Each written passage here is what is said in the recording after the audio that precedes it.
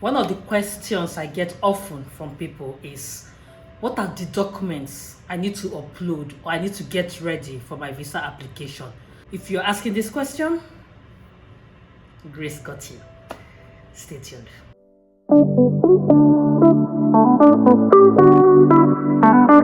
Hello gracious ones, welcome back to my channel. Today I just want to list out the documents you would require if you're applying for a UK study visa. I will tell you what you require as a principal applicant, that is you coming as a student, and I will tell you what you will require if you have family coming with you for your child and your spouse. Number one, as a student, you cannot travel without your travel document, so you need your passport. When it comes to the passport, you get your passport page ready, of course, your passport that is not expiring soon, a valid passport. You also need to do something in the area of travel. If you have traveled to different places, you need to take the scan of the pages where you have visa of those countries you've traveled, because when you're filling the form, you're going to fill the places you've been to in the last 10 years. So all those places that you say you've been to in the last 10 years, when you are attaching your document for the visa application, you need to attach a proof that you've been to those places. So what you will do is to scan the pages where you have the visa, or where your passport was stamped in and out for the country or countries or places you have visited in the last 10 years. So these are the things I uploaded. Things might have changed, but I'm going to give you this list because these are the things I uploaded. Some of them were not even asked, but I try to upload it in such a way that if they ask for anything that will, as I was in the mind of the immigration officer, I tried to read their mind. What would they need as evidence for all the things I have filled in this form? So I attached everything. So I'm going to share with you everything I attached. Some people will say it's over syllabus. It's better to do more. Let the person take what they want. So if they think the documents you have uploaded they are too much, no problem. At least all they need is there, right? Yeah. So I don't want any issues. But after filling it, I still went to ask someone. I went to somebody's house to confirm, went to Naira Land. I did a lot of reading. I read through. So after you finish uploading those documents, please take your time, go through so you don't make any mistake. One single mistake can cost you the visa. And I don't want any of you here to miss out on getting your visa.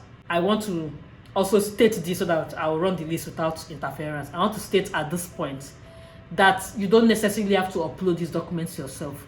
But the way I wanted to upload my own documents and all the things I wanted to put, and the way I was trying to think like the immigration officer, I did not think that anybody else would be able to upload it for me that way. So I just decided that I'm going to ask people questions here and there and put all the answers together and come up with my own list and upload what my mind tells me is the right thing to do. Based on the fact that they've given me a standard list, I uploaded everything on the standard visa requirement upload list and uploaded every other thing that will be like a backup to show that the information I've uploaded is accurate. So when I call the list, I will just tell you why I uploaded them, and then you would understand and you look at your own particular scenario and do that. Otherwise, there is something called self-service and there's something called assisted service. But the assisted service is not free. You have to pay for it. I'm sure I mentioned it in one of my videos. So if you want to upload for yourself, which is a self-service upload, you will not pay any money. You just upload your documents. You will just go to the embassy and get your biometrics done, okay? With the printout of your form and all. You will see that once you start printing, but I'm just trying to let you know what documents you will need. I'm going to move straight now. For the students, you will need your passport and your travel history. I've already explained how you get your travel history. You will need what I would term your academic documents. Under these academic documents, they are basically all the documents you sent to the school, you uploaded to the school when you were applying for your admission. All those documents you sent to the school, you upload them. That I'm including your CAS. So all these documents, I just put them under academic documents. That's your degree certificates, be it your master's, be it your bachelor's degree certificate, and the transcripts. You upload the certificate of acceptance of study from your school, the details, upload it. Your offer letter, the offer letter the school gave you, you upload it. Your WAEC or NECO or IELTS or whatever it is you uploaded to your school as proof that you can speak English, your fluency in English, that same document, make sure you upload it in your application. And of course your CV. Please let this document, don't go and do a new one for visa application. Let it tally with what you sent to your school. Please, there should be no gaps. Then your financial statements, your bank statements. You know, that's your 28-day proof of fund stuff. That one. Yes, that's the one you upload as your financial statement or your bank statement document. If you are coming as a family, you need proof. Like for me, I was coming as a married person, so I needed to show proof of my family status. So I attached my marriage certificate. My name has also changed. My maiden surname is not what I have on my documents, and you know, so to avoid any issues, my affidavit that proves my change of name. So you need a proof of change of name. And even if you're not married and your name is not the same somewhere in one of the documents, you need evidence, because your names in your application form and all the documents you're applying should be the same. They don't want any discrepancies. But if there's a discrepancy, please put back up on why the discrepancy is there in the first place. You get it? Yes, you get it. It's clear. So after that, you need to now upload your tuberculosis medical certificate. It's not all countries, but I know most of my viewers, their countries are, most of my viewers from Nigeria and Ghana and the rest. Tuberculosis test is one of the countries. You can check the gov.uk website to see if your country is there, but if your country is there, you need to upload the tuberculosis medical certificate. Please bear in mind that you need to book this tuberculosis test once you get your offer letter, because it takes a lot of time, because the centers are limited. I've said it in several other videos of mine, so please put that into consideration. So that tuberculosis medical certificate, you attach it. And because I like to do things the way I like to do things, after I had finished the application form, there's a place where you can download your completed visa application form. I downloaded that form. I also uploaded it during the process of uploading my documents. It's always better that you give them more than they want. Let them now say, oh, we don't need this form. But that's in the list of everything you've put, all they need is there. Then you're covered. Okay? Now, if you're going with dependents, child, children, spouse. Child or children or your spouse. So for your children, you will need, of course, there's nobody that is going to travel without passport, so you still need passports. If your children have travel history, or if they have dual citizenship, you will need to show all those ones. Okay? Then you need your child or children's birth certificate to be uploaded.